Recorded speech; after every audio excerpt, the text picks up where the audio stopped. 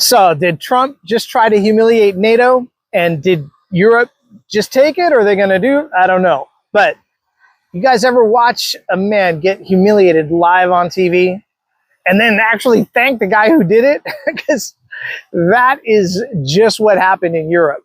The head of NATO, the guy who's supposed to speak for an entire continent, looks Donald Trump like right in the eye and calls him daddy. Yeah, daddy. And Trump, man, the guy, he just does not flinch. He laughs. Trump owns the room. In Europe, they're silent.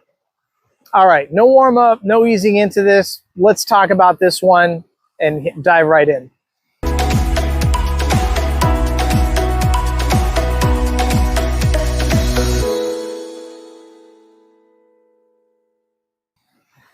All right, guys, thanks for joining the baseline. This is bigger than a cringy soundbite, right? Because when the NATO chief calls Trump daddy, that's not just embarrassing. That's the mask slipping. And that's Europe saying, yes, sir, we'll buy your weapons, we'll buy your gas, we'll take your tariffs, and we'll smile while you gut us. But here's a twist to it, right? This isn't new. It's just louder this time, or louder now. Because what you're watching is kind of the oldest playbook in the empire playbook, if there ever was one, right? The United States squeezes its allies dry, and the allies pretend it's a partnership. But it's not. It's a shakedown. And the bill, yeah, trust me, guys, we're the ones that are going to end up paying for it. Because whether you're in Berlin, London, Toronto, Los Angeles, we're going to end up paying for it all. Because today we're breaking down these three questions. How did Europe go from strategic autonomy to full-on vassal state? Why Trump is bragging again about blowing up Europe's own pipeline and in front of European leaders. And what happens next when NATO doubles military spending? Guess who cashes those checks? Yeah, the United States corporations. But look, don't think this is just over there. Because if you live in the States, this is your economy too. Because when Trump says Europe's going to pay, that means Wall Street wins. And your grocery bill, your gas bill, your rent, that's the collateral damage in all this. So here's Europe's daddy moment. Let's rewind to that press conference in Hague, okay? Trump is up there, like he's talking tough, tariffs, military budgets, energy deals. And Mark Rutte, the head of NATO, a man who ran the Netherlands for 14 years, he's not a slouch, guys, but leans into the mic and says, daddy has to use strong language. And Trump, he pretty much just smirks like, yeah, I'm your daddy. Meanwhile, Marco Rubio is in the background laughing like a high school kid watching the class clown roast the teacher. This is not diplomacy. This is dominance theater. And it worked, man. You know, the tariff trap. If we flash back to July, Trump slaps Europe with those tariffs, 15% on their goods. And Europe, nothing. No retaliation, no counter tariffs, just a smile and a handshake. But you know what that means? If you're buying a BMW in Boston, it's now 15% more expensive. Like they weren't expensive enough anyway. But if you're selling a Ford in Frankfurt, 0 tariffs. You can undercut the local market and rake in the cash. Same with pharma.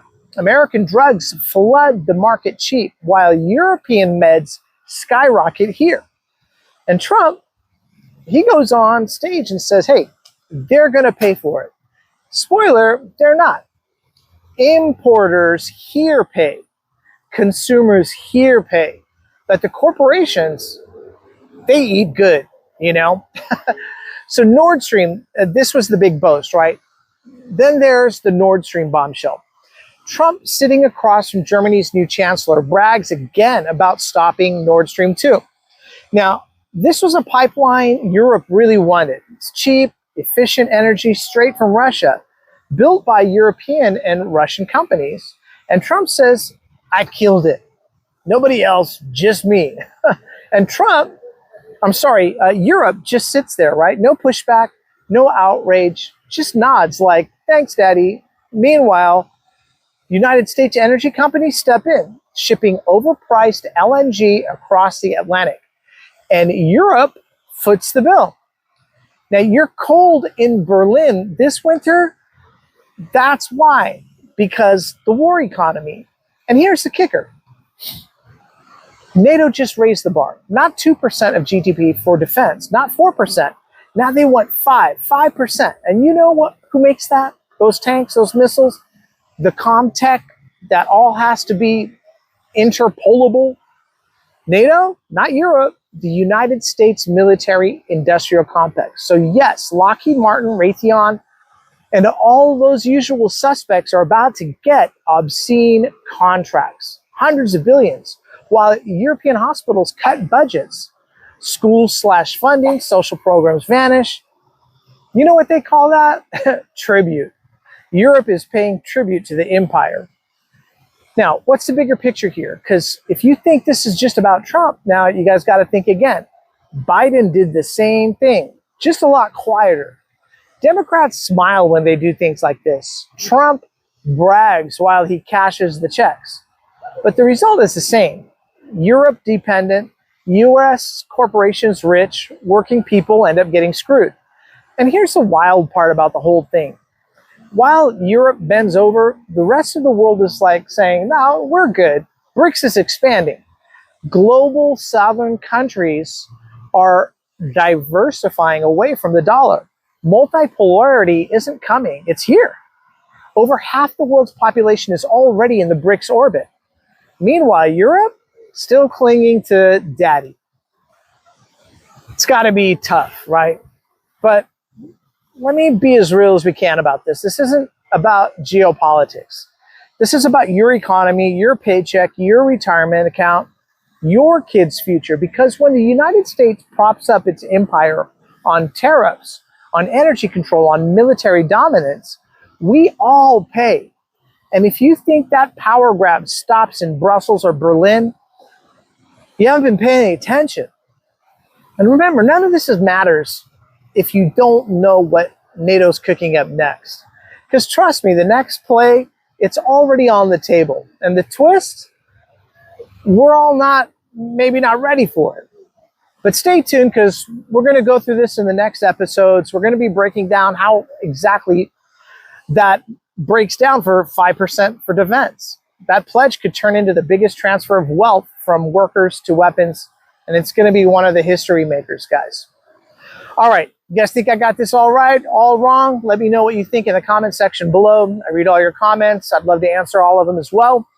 And again, thank you guys so much for watching the Baseline. I really appreciate it. And we'll catch you on the next round. All right, guys. Cheers, everybody.